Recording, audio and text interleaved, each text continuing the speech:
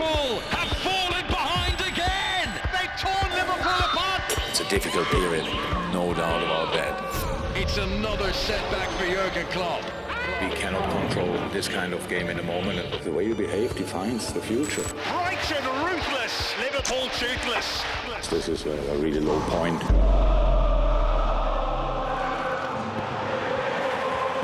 That'll mean the world to him.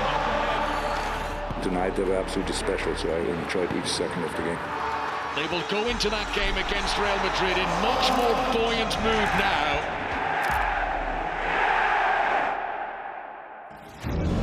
Yes, we all know that Liverpool haven't had the best season so far, but they have won those last two games, the Merseyside derby, the game against Newcastle, who are obviously chasing the Champions League. Do you look at that and see them as a team that now has kind of a new sense of belief, a new sense of life? Do you think, have they turned the corner, Thierry?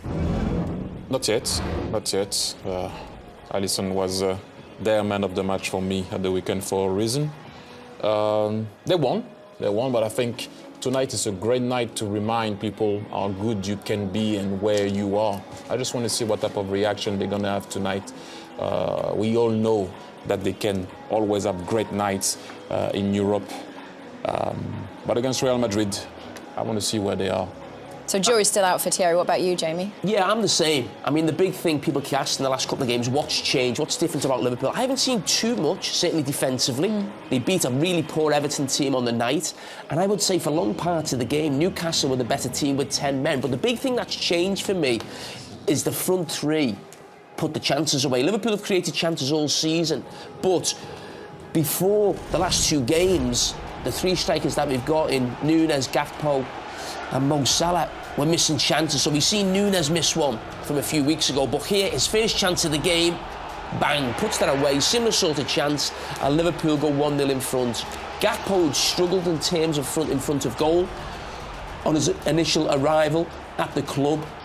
Then against Everton, gets his first goal, gets him off the mark, gives him confidence, then going into the Newcastle game to get another goal. And that, for me, is the big difference right now. Because as Thierry said, the goalkeeper has still been man of the match. So defensively, Liverpool have been poor. But attacking-wise, they've missed a lot of chances. But the last two games, the strikers have basically done what they're there to do. And they'll need to do the same again. I think Liverpool have been very good of late because of a certain youngster, Bajcetic, in that midfield. He's offered something different. We don't really know what he was going to bring. He came as a defender, then he's played as a number 6 and number 8, and he just gives them freshness. There's times when it went from front to back too easy with Liverpool. Now he's in there and he's got legs, and it's made a massive difference for me. So what about Real Madrid? Because obviously, since they last played Liverpool and won the Champions League, they've won the Super Cup, they've won the Club World Cup. What kind of form do you consider them to be in, Thierry?